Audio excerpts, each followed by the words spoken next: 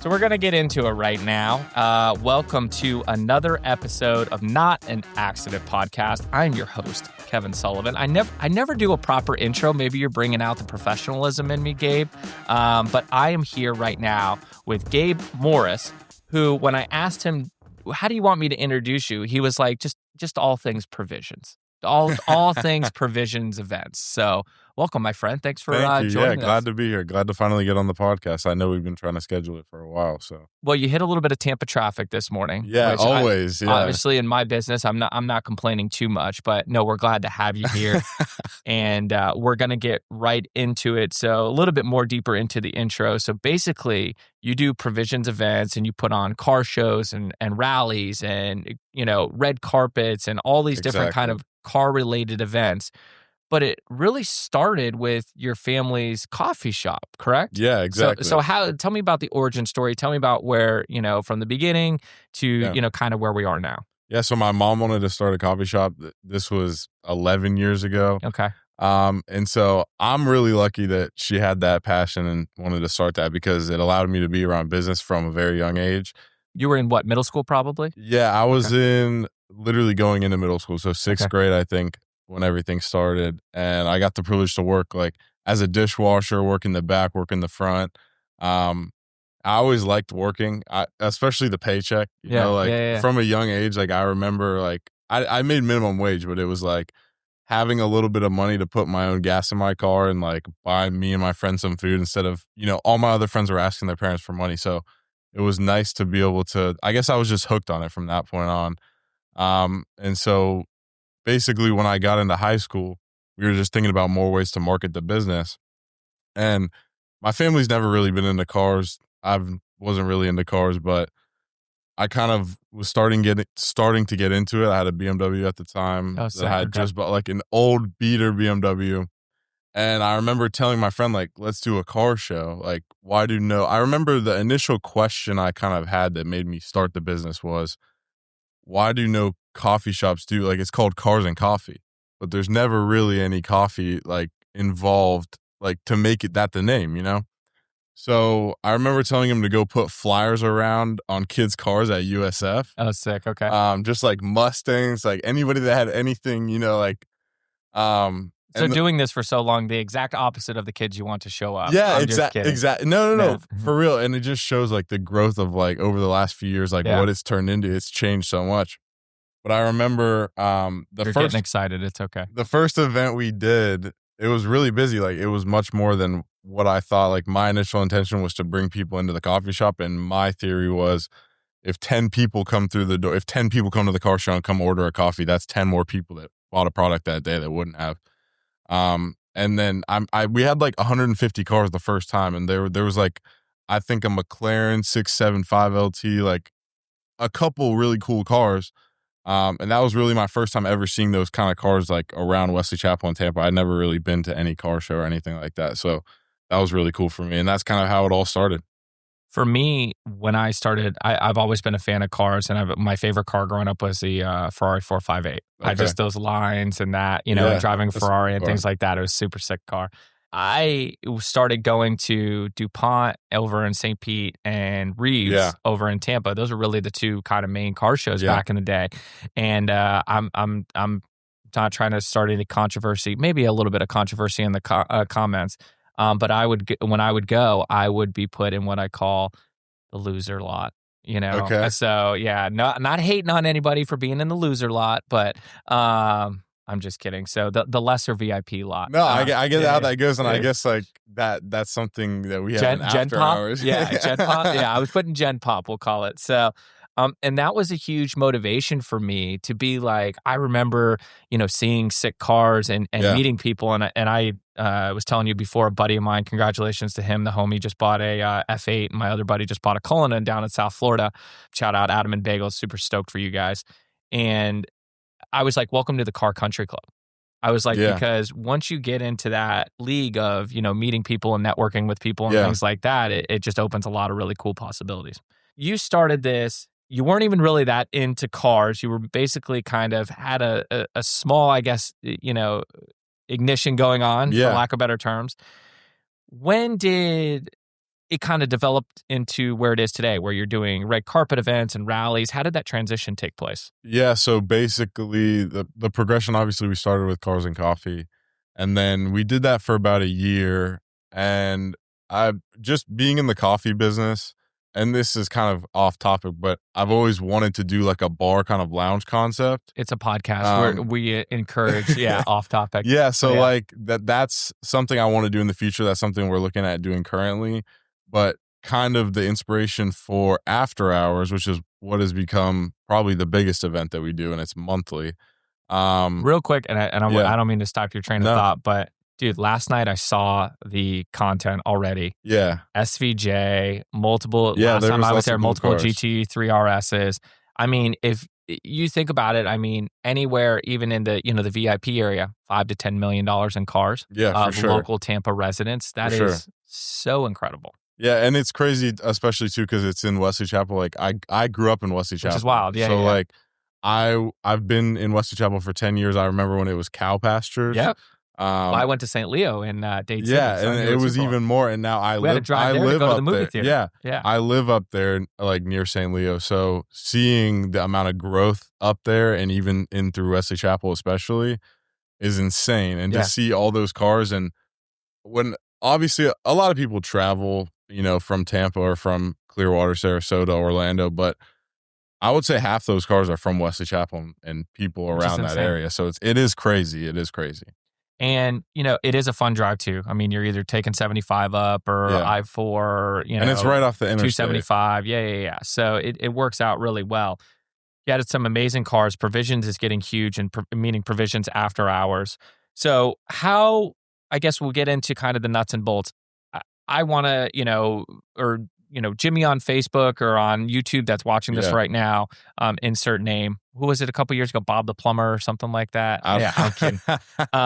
Wants to start a car show. Yeah. What would you suggest for him? Just basically on a more large scale level. Yeah. You have to think about, I mean, it's really difficult because obviously it changes so rapidly with the growth of the event.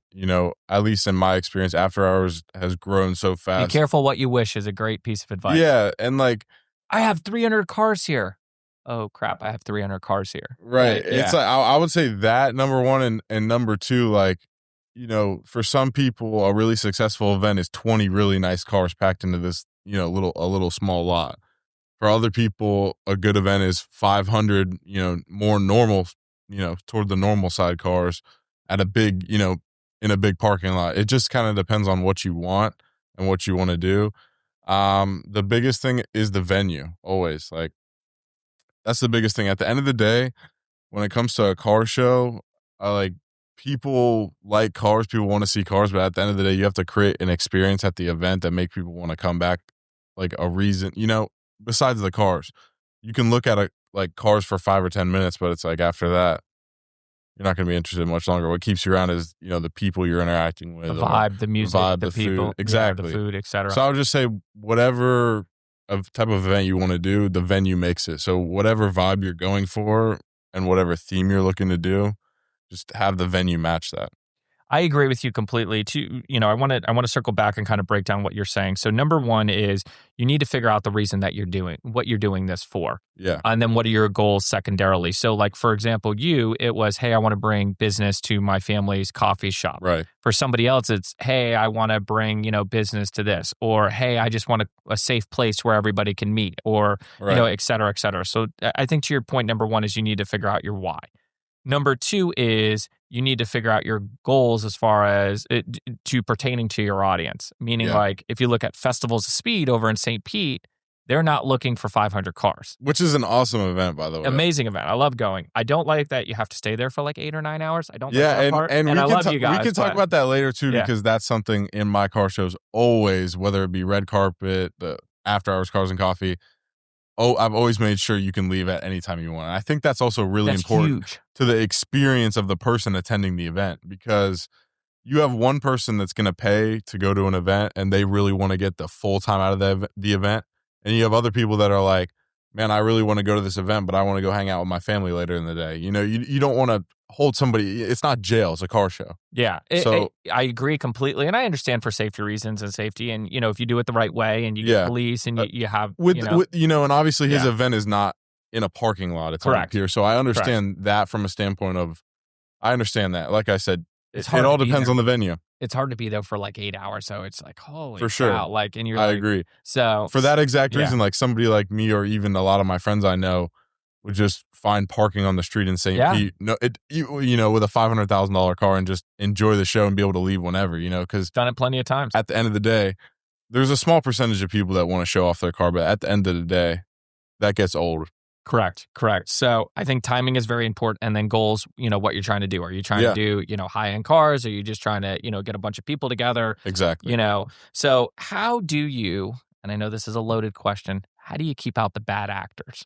Yeah, so you can't keep out the bad actors, but you can set number one, a tone for the event. And a lot of that has to do with police, right? We have a lot of police presence at our events, and it costs a lot of money, which is something that you can only do if you've scaled the car show to the point where you can cover that cost, right? So I would say, number one, when you're doing events in the morning, it tends to keep out a lot of the bad apples just because it's early. A lot of those type of people don't like to wake up early. When they're bad acting the night before. Yeah, exactly. You know what I mean? They're bad appling. 100%. And then on top of that, I would say location is a big one. I agree. Because, cars generate a lot of attention. And so if your events are in an area that has a lot of foot traffic, I would say, or in an area that's not necessarily like Wesley Chapel, it would be like a high end area, right? Mm-hmm. Like it's a suburb, you know what I mean? And there's a lot of high income families in the area.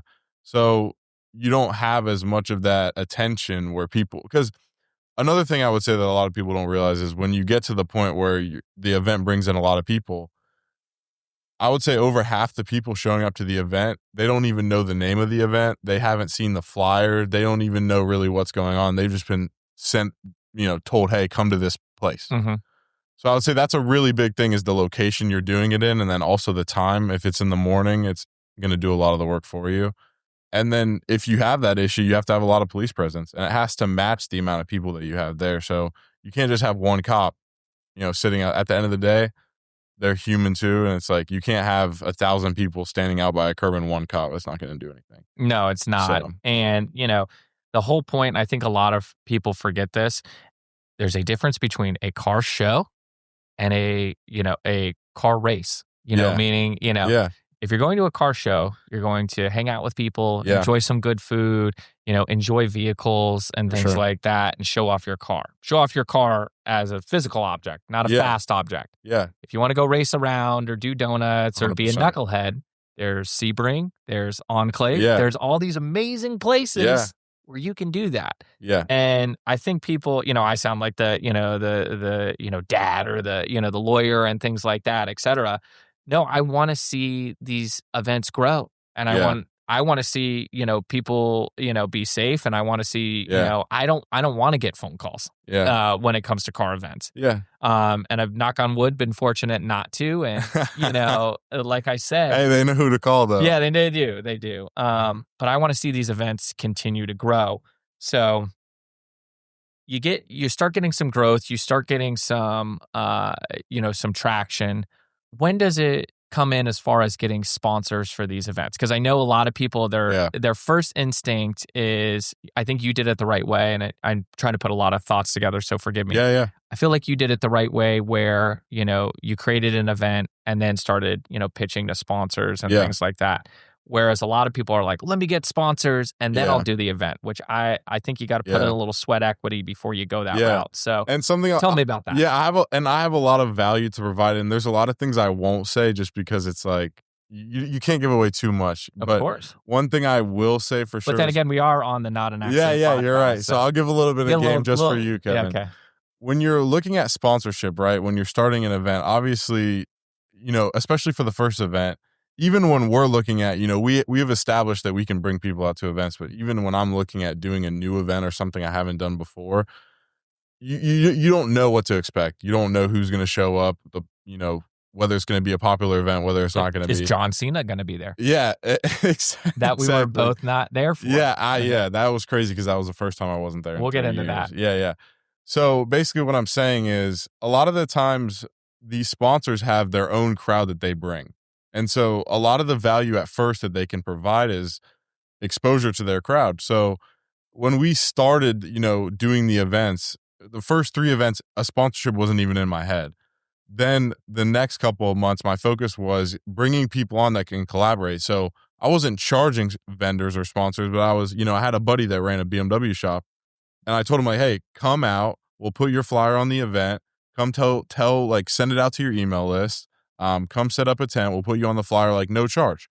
And we did that for the first couple of months, and I tried to bring on as many people as possible. One of my good friends, T from, I'm not sure if you know the shop, Society. He's down the road from here. Yeah, of course. They used to be in Wesley Chapel, so they used to come into the coffee shop. They were at the Wiregrass shops. Yeah, it's like the only sneaker store in town, basically. Still probably is. Yeah, and so, my focus was getting businesses out, for free. We weren't charging them a sponsorship fee. Then when the event got to the point where we were selling out, we were full, now the value that a sponsor can provide is revenue to keep the event running and scale it, right? So it's like, at first, you really should focus on partnership over sponsorship. And then obviously, as your crowd grows, there's real value in the fact that there's, 2,000-3,000 people at an event that share a common interest that can align with the business. So that's what I would say about sponsorship. And that's kind of the game is like, when you're first starting, don't try to charge sponsors money. Try to collaborate with as many people as possible and get the eyes of your event on all those other businesses and their customers. For me, when I look into or think about sponsorships when it comes to car events or any events for that matter, I look at if I or somebody else invites that person to sponsor the event, can they get a multi-X return?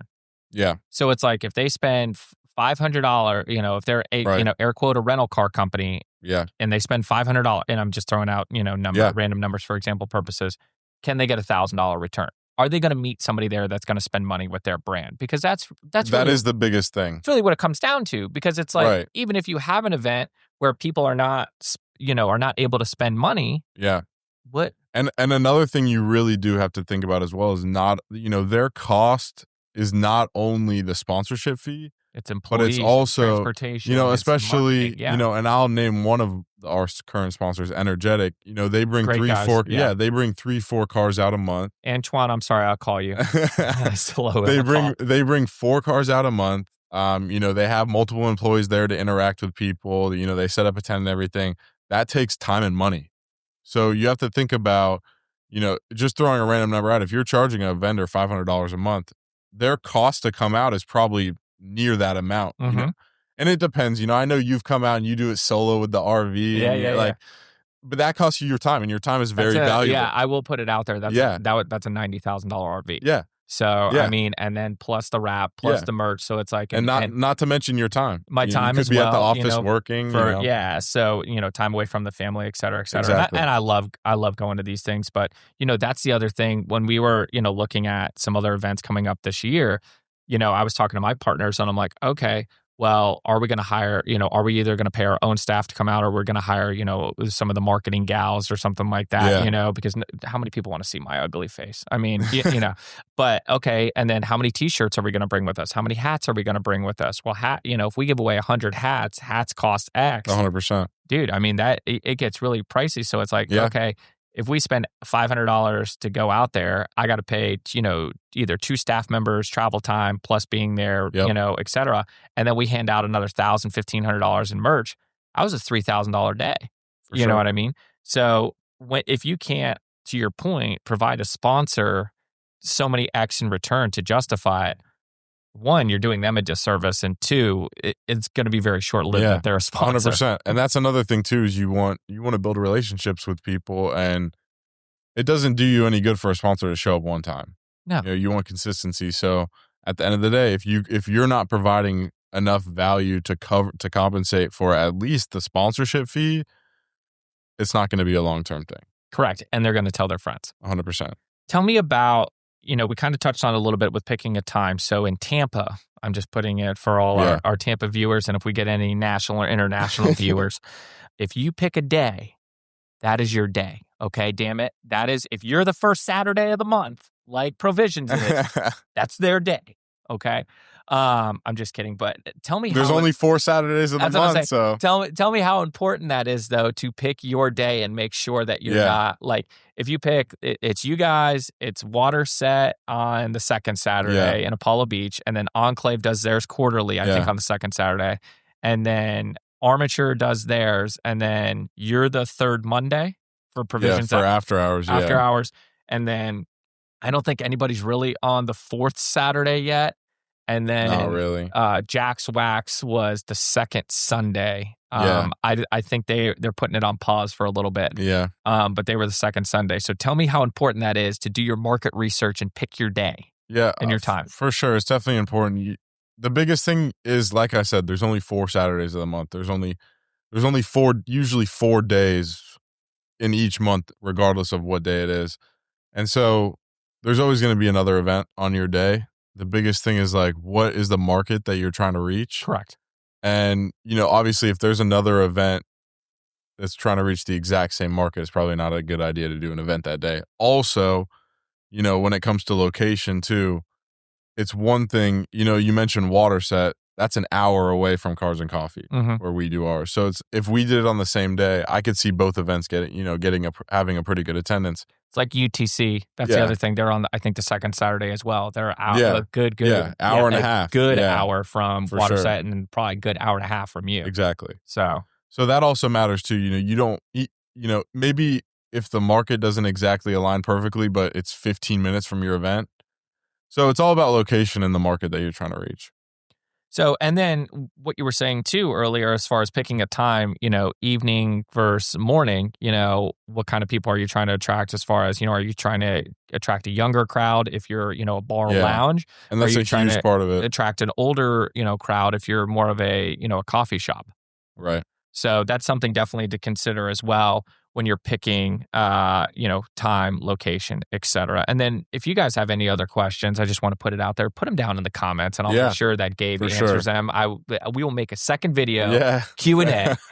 Tell me how important, speaking of which, social media has become to the car scene and advertising events, getting the word out there. Yeah, I think just business in general, it's crazy to see the change. I mean, just the amount of value that can be had by making a post, and it's something that you can do, for free. You can pull out your phone and, and I know you do that a lot. You bring a camera or whatever it may be to the event, and you just make content. And I think it's any business that's not making content on a consistent basis is missing out on a lot of business. I agree 100%. So literally what I did, and I'll put my secrets. If you're sharing secrets, I'm sharing secrets, Gabe. So I'll put a little bit out there, because I know I've said this to people, like when I give out ideas or something like that, I know 90% of people won't do it anyway. Yeah. So I'm kind of like, what's the and the most important thing? The most important thing is find a good video guy, and shout out to Jonas. Jonas Busier is my dog. Yeah, because I know that's a mutual connection we have, and that's a big part of it too. Is like, obviously you can create content on your phone yourself, but when you want to tell, you want to tell a story, when you want to do something, when you want to grab people's attention just a little bit more than a normal video, you need to have a good media crew behind it. Sometimes I want to be present. Yeah. Like sometimes I just like, and that's a huge part of it too. Like that. Yeah. I mean, as far as with the content creation, and I'm glad, we kind of went into that, I know what I'm doing ahead of time, meaning sometimes I want to just put out a banger video, long form, or a bunch of reels. And usually I bring him in for my long form stuff. And I just want to be present. He runs off and does his thing, gets B-roll, insane shots, does the drone, just absolutely crushes it. I can go, network with people, see my homies and, things like that. It makes it way easier. So for sure, you're not only... you're buying your time back, number one. And number two is, you're getting a professional to actually, crush it. So with me, then on the other side, bought one of those Omni tripods or whatever that like move around, or gimbals or whatever. And I just bring out my iPhone, and then I have the app for basically chopping it up to, cut the clips. Yeah. I throw it up on CapCut, make sure that's edited, added some music, and throw it up there. I can usually get a video done before I even leave the show. I'll post up or whatever on Saturdays. I think people, like you said, are absolutely insane. And if you're not video savvy or don't want to be in the video or whatever, Dude, it takes you 3 seconds Yeah. to snap a photo of a sick car. And like you said, there's levels to it. You know, there's you can create content for free. You can have a budget of 10,000, 100,000, $1 million a month. Like it's infinitely scalable to what you can do. Jonas, I don't have a budget for $1 million a month, just so you know, brother.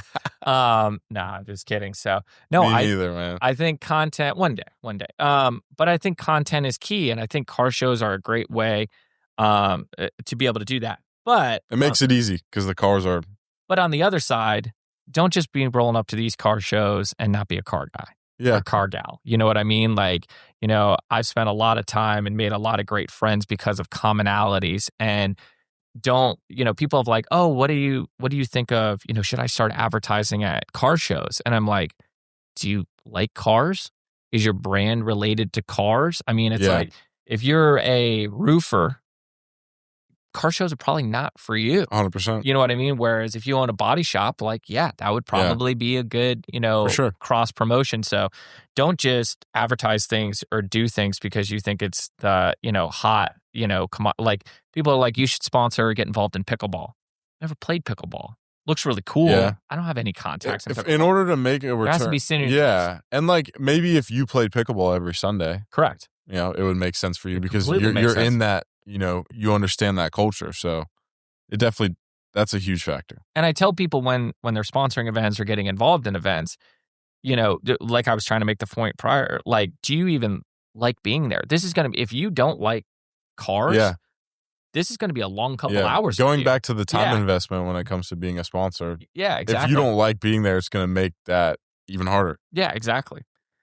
Can somebody make money being a carfluencer?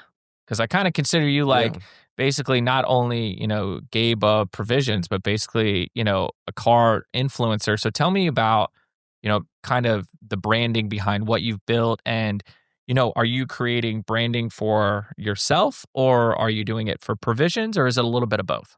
Yeah, I would say it's... and by the way, congrats on 10,000 followers. Thank you. On Instagram. Thank you. Which I'm pretty sure are all organic. Yeah. And probably 70% local. Yeah, we're at 16,000 now, and it's 100% organic. There we go. Yeah. Lawyers with, and it's all local too. So that makes a huge difference too, and we can get into that also. Like, tell me about that. Going back to your question, sorry, that's just my train of thought. Yeah, me too. I'm like squirrel. What? So making money as a carfluencer. Yeah. So one person that I'll say like does a great job of that is Tiffany. Yes. So like Florida street scene. Shout out. Yeah. And like a big example of that was like, I know she was on Gold Rush last year as like a staff, kind of like an influencer. I think there's a lot of money to be made when it comes to being like, I hate the word influencer, but not only having sponsors come out to your events, but when you get to the point where you have a big local following that's interested in something,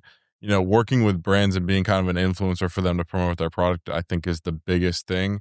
And that all ties back to like having a personal brand. And so that was never really my intention. It's also not really something that aligns with like my personality or the type of person I am. But I think in 2025, it's only going to get more important to build a personal brand. And so I think that's the biggest key to not just build like being a car influencer, but making money, being a promoter, influencer in general, I think is building an audience and building a personal brand to the point where you can sell a product, whether it be your own or another company's, and convert it to your thousands of followers. I think it's so important, and I tell people this all the time. I think you should and we'll take Instagram for example. I think you should have 3 Instagrams. And I know everybody's looking at me like, oh my God. It's so funny real quick too. 2 of my law partners are fantastic, just giving you guys a hard time, but they're in their 50s, which isn't that old. And I'm teaching them how to use Facebook and social media. Yeah.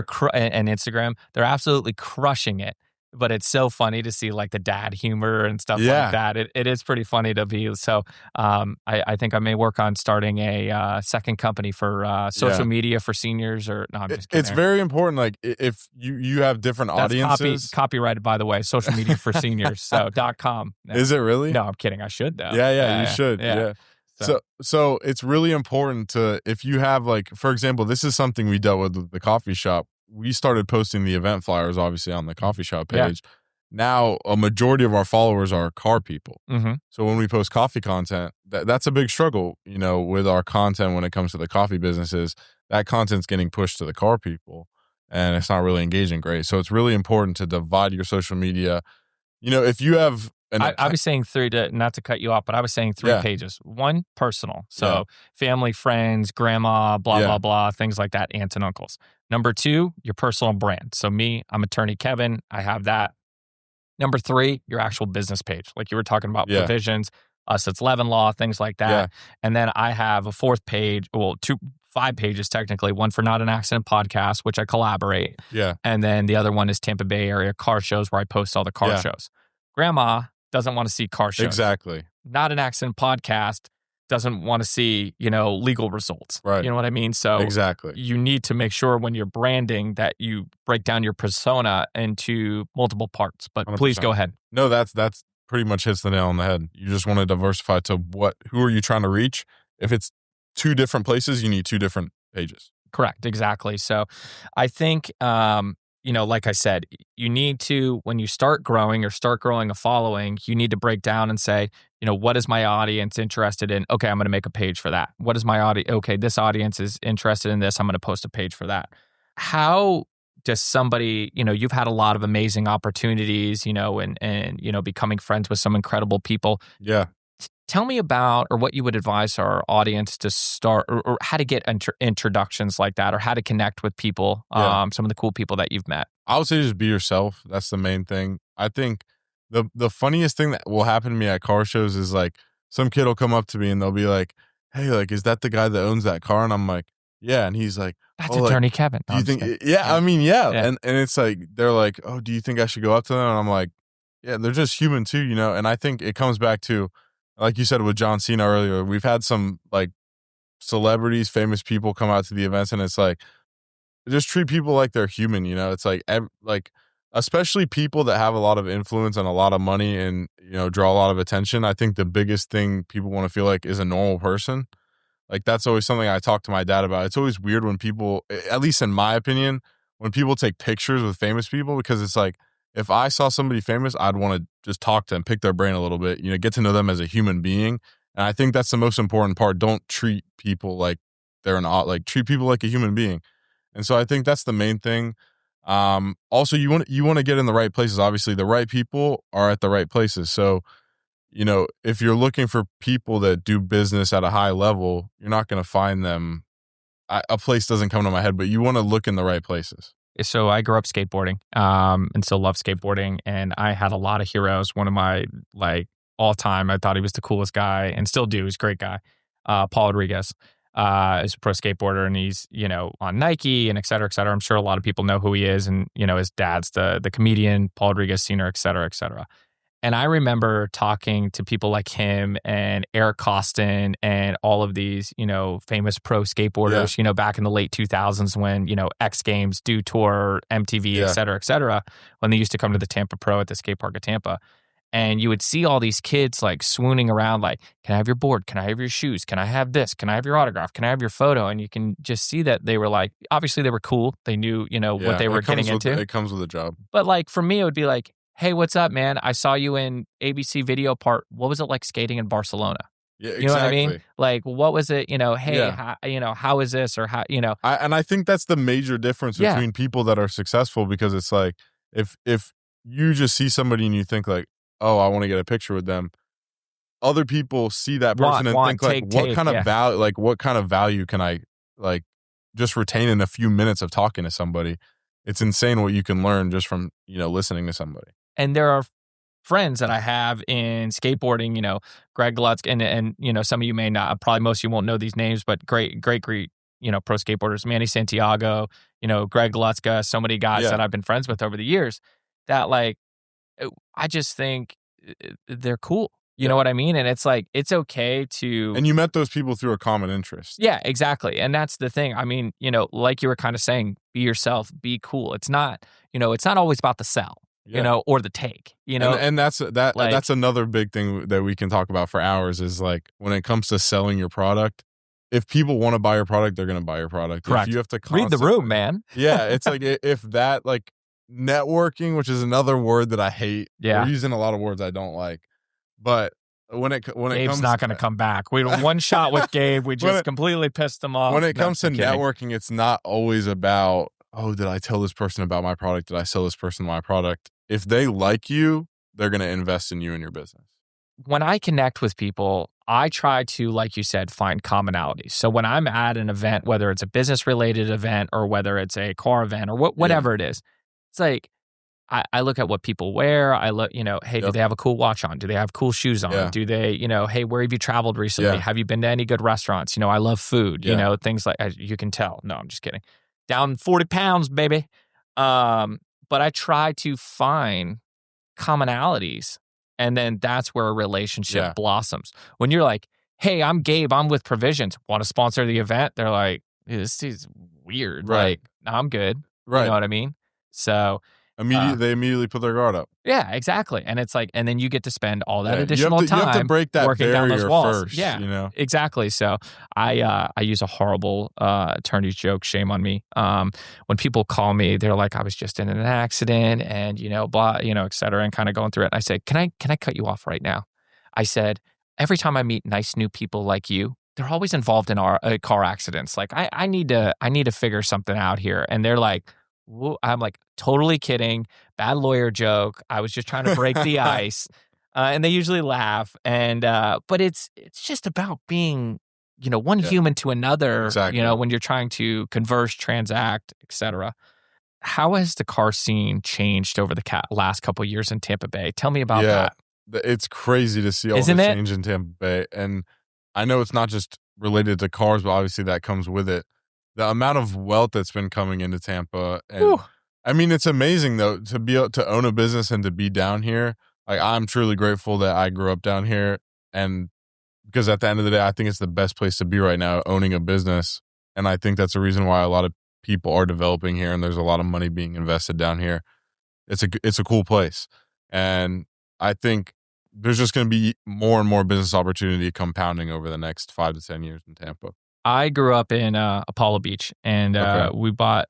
My folks bought their house on the water there, and like a 2,000 square foot house in '97. They paid $153,000 in Apollo. We Beach talk about that a lot. Can you imagine that? Yeah. Bro, waterfront lots I remember down the road growing up are like $20,000-$30,000. Yeah, it's crazy how Tampa has exploded. And then I think the really cool thing is too, with on the car front.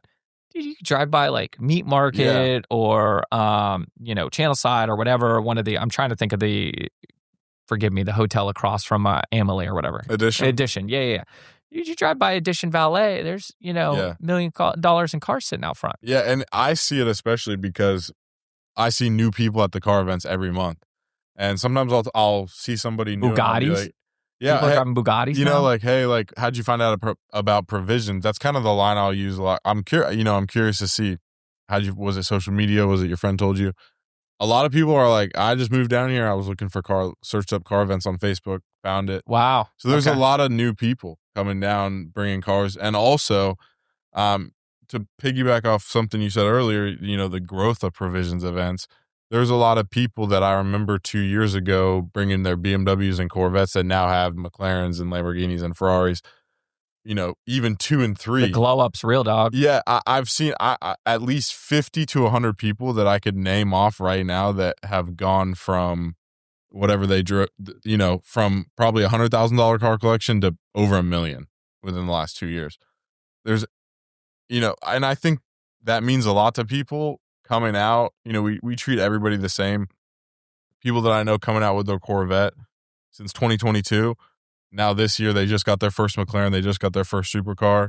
It's really cool to see that, That's really interesting that you bring that up. I have seen the glow up quite a bit. And, like we were talking about, I mean, dude, 5, 6, 7 years ago, like if you saw like a Rolls Royce in Tampa, you were like, ooh, now people don't even bat an eye. No, I mean, it's like, 100% has to be either Lightning guy or Box guy or something like that. Like that just didn't exist here. And now there's some random 20-year-old driving around a GT3 RS. Exactly. It's crazy. Or a GT4. Yeah.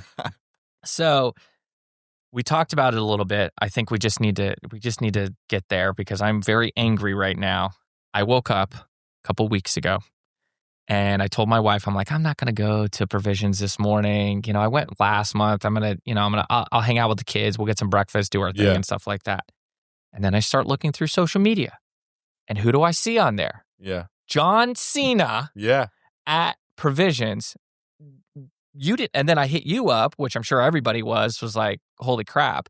You weren't there either because you were at what, F1? Yeah, I was in Miami. And did you? I imagine you guys didn't know. First he just rolled up. That was the first time in 3 years that I wasn't at Cars and Coffee. I've been there every month for 3 years, and I have a few people I trust to run the event, so it wasn't a big deal to leave. But I always try to be there, and so it was funny. I got the text from one of my guys that was working it with a selfie with John Cena, and it was just ironic that was the first time I wasn't there. But he seemed very nice. He's such a nice guy. I know he's been to Armature in the past. I know he's local. He drives a Civic Type R. Really humble guy. Really cool guy. Wasn't like Lutz or something. Yeah.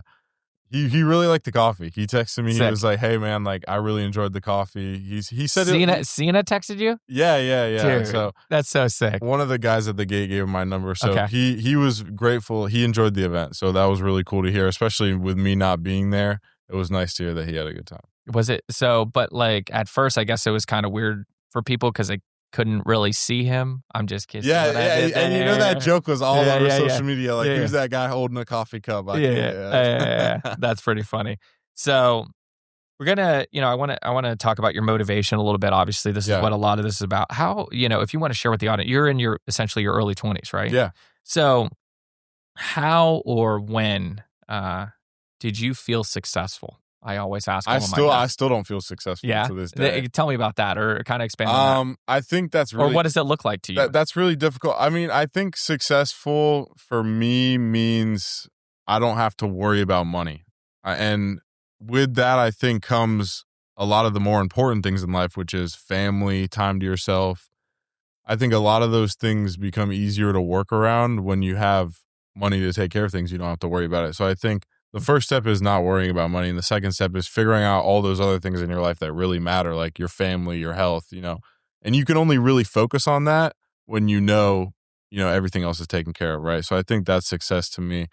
And I think also finding like a purpose in life, which I think is like, that's difficult. Like that's something I think you always adapt throughout your life. So I wouldn't say, I don't think I'll ever feel successful. Like I think that's kind of just my personality. Like I always want more. I always want to be a better person. I always want to, make more money. So I think that's kind of what started it. From like, when I was in high school and figuring out what I was going to do with the rest of my life, I just wanted to do something I enjoyed, that I could also provide for my family. So I think what you said, and I want to break that down or go into a little deeper, is the, adaptive success. I guess you kind of referred to it as, and I couldn't agree more. If you asked me when I was 18, what is success, I would have told you one thing. It's if you asked me different. At 22, when I graduated college, 21, I think one or the other. It's been a while. I would have told you another thing. Graduating law school, another thing. A couple years in practice, another thing. But what you said, the adaptation changes based on the business, but the adaptation doesn't change on the personal side. Meaning, I've always wanted to be a good, spouse and significant other. When I had kids, I always wanted to be a great father. I wanted to, get healthy, et cetera, and stay healthy now. And if you don't have your business and your work in check, those things become very difficult. Correct. Yeah, I mean, you have to, and talk to me a little bit about that. You have so many events going on. How do you deal with all the planning and the logistics and everything kind of being, crazy? We have 36 events this year for 2025. So, wow, almost one every week. When you break it down, I just like bringing people together. So that brings me a lot of joy, seeing people enjoy the events and have fun and make connections.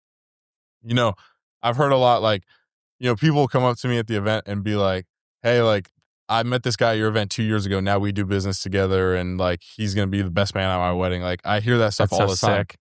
So that's the most fulfilling thing, I think, for sure, and that keeps me going and keeps me pushing to do more and more events, because seeing people come together, especially in the age of social media when everybody's on their phone, and I think that's another reason my business has been successful, because I think people are craving like connection and coming out and interacting with people. So to see people connect and people do business together, personal and business, it's really fulfilling. So I think that keeps me going. a lot of your success too comes with the quality. I mean, it's, and I want to say that as, we were talking about creating events. A car show or putting on a car event is not just let me find a parking lot that somebody gives me permission to park cars in and let's go at it and invite a bunch of people. It's so much more than that. Yeah. And if you don't go through the logistics and the safety measures and the precautions like Gabe has done, you could be opening yourself up to a lot of issues. And it's a lot. And what another thing a lot of people don't realize is like we get a lot of hate for charging for after hours, even though it sells out every month. We sell both lots every month. People still complain on social media. Oh, I won't be back. And I kind of think in my head, well, that's fine. We sell it out anyway. But, I think a lot of people don't realize how much, number one, attention, but number two, just the amount of the process that goes into like an event like that. People don't realize the levels to it. Like, I think a lot of people show up to a car show, in a parking lot and they just kind of park for free. And they're like, well, why would somebody charge for a car show? And it's like, well, there's 8 cops here. Well, there's a difference. Probably 20 staff. That's a car show. This is a car event. Yeah. That's the difference. Exactly. So it's just, I think, more and more people are going to start to realize, like, when it comes to scale with events, there's so much that goes into it. I don't think there's anything wrong with charging for car shows as long as you have, like you said, the logistics and the experience and not the experience as a producer, but the experience as in the experience somebody is having, the good time they're having while they're there. I don't think there's any problem with charging to help facilitate the cost if you're providing the level of experience that you're providing. I mean, I think for me, the biggest thing is like, we're not just charging for a parking lot and taking your money. The money that everybody's paying to come park is what's keeping the event going. Correct. And we had that conversation I think two events I went to, and I forgot, I think it was after hours I went to, and I paid the whatever, $30. I think I paid day of or something like that. And I was like, bro, I could have texted you or whatever, but I wanted to support. And I did a post about that on social media, and I was like, dude, like, support your friends. That's a difficult, and I'm sure that's difficult, I think it's difficult in anybody's business, but it is hard when there's people that have supported me for a long time and they show up, and it's like, it's always awkward to be like, of course. Hey, you have a ticket. It's always awkward. So I appreciate the people. Shout out to all the people that buy a ticket and don't complain and don't make it awkward. It's cool to support your friend's business. I think that's the biggest thing is, and people, and I never turn it down. I'm happy to help people, but like people will call me and be like, hey, can you give me some advice on this or that? And it's like, yeah, I can spend, 10 or 15 minutes with you. That's not, a big deal, obviously, if it's not too crazy that day. But, a lot of times now, more and more, it's getting harder and harder to do those things. Yeah. And then you have other clients on the line waiting to pay. Correct. And then I'm in a, air quote niche practice where it's like, if you called me, like somebody called me yesterday and was like, hey, I got a DUI in New Jersey. What do I do? And I'm like, I'm in Tampa. Call a New Jersey lawyer. Like I'll help you find one, or if I have a colleague, but like, and I'm always, like I said, always happy to help people. But, now that time has become more and more valuable. It's a little bit harder to be able to do those things. Like I said, I would love to let people, my friends in for free. But at the end of the day, there's 5 other people waiting for a spot. So now you're almost taking a spot away from somebody else. That'll make the event bigger. That's the biggest thing is like, that lot gets full every month. So if I let you in for free, not only am I letting you in for free, but there's somebody else willing to pay that I now can let in. So, or, the other thing is too, what are you doing? Meaning that person that's asking to make the event better. Did you bring 5 friends that are going to spend money in like, what are you doing to kind of barter or trade or do what you're, and even on a smaller scale, but what are you doing to help the event, that even justifies other than, we're homies and, And it also like, it puts a little bit of skin in the game. Like people that are paying for the spot are invested in the event. They want to keep it going. So those type of people are usually more respectful. Going back to filtering out the bad apples, when your event gets to the point where it makes sense to charge, that helps a lot as well. Absolutely. Advice. I was going to say advice for your younger self, but you are a young man. Yeah. So we'll go back and, you just starting to get into the, the car events and things like that. What kind of event, or rather, what kind of advice would you give yourself? Like in terms of advice to my past self? Or? Correct. Yeah. So like when you're just getting started and starting to do these events and plan car shows and things, what advice would you give yourself knowing what you know today? Yeah, I would say start a personal brand earlier. Really? I would say that's the biggest thing is like, even today, I don't really have that optimized or put much effort into that, but I would say starting like recently we've been doing a YouTube channel and starting to do like vlog style content basically of Nice. just of our events that we're doing, other events, traveling, all the rallies that we're doing this year. It's been a huge learning curve. Like I just thought we'd get a camera and, find an editor and start doing videos. It's a huge learning curve to figure out like Bro, it's so much just harder. long form, Yeah. my background is obviously a lot of short form content with the coffee shop and the car events and stuff. So I feel like I have that down pretty well. When it comes to long form content, it was just a huge learning curve. And I think that's the key to continue to scale my business. And obviously, we want to eventually I want to be able to do an event, just taking a random city, for example, in Atlanta or Miami, and have an audience on social media where we can post a location and do an event, anywhere in the US. A couple hundred cars show up. Yeah. Exactly. And so, we've gotten to the point where we have 36 events and they're all in Tampa. My point is, imagine if we could do 36 events in 5 different cities. We'd be able to scale the business, to that degree. So I think the biggest thing for me is, I want to, if I had started the YouTube channel earlier, if I had started, that learning process of learning how to do content and what makes sense, I think we would be a lot, farther right now. I get the calls from, colleagues and friends and things like that. It's like, I see you on social media, like, how did you do it or what do you do and things like that. Yeah. And I'm like, I started. Yeah. I've been posting, content for, going close to, a decade, pushing Call Kevin and Attorney Kevin and things like that. And you just have to start. You just have to start, and you have to be, you start and then you be consistent with it. But, to your point, as far as long form content, dude, it is hard because it's like, when I do short form with Jonas, it's like, okay, here's the 10 videos we're going to rip through. We're going to go down to, blah, blah, blah area. Here's the 10 topics. I'll rip through it. I know the scripts in my head, kind of think about them ahead of time and stuff like that. Can make it happen. We can shoot it in an hour. Long form, it's like, okay, we need a storyline. Who are we going to interview? What is it? Et cetera, et cetera. It's a lot. Yeah. So, and you're like, well, I'm hoping to shoot long form, in order to chop it up into reels, but it's almost just easier to just, do short form from the beginning, unless you're in like a podcast setting. Yeah.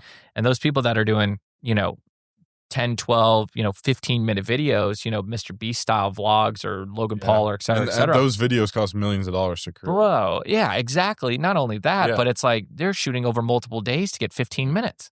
So definitely shout out to those guys. And then obviously, in all-encompassing, Gabe says, start a brand as early as you can. And with that, a respectable brand. Make sure that you're carrying yourself in a certain way.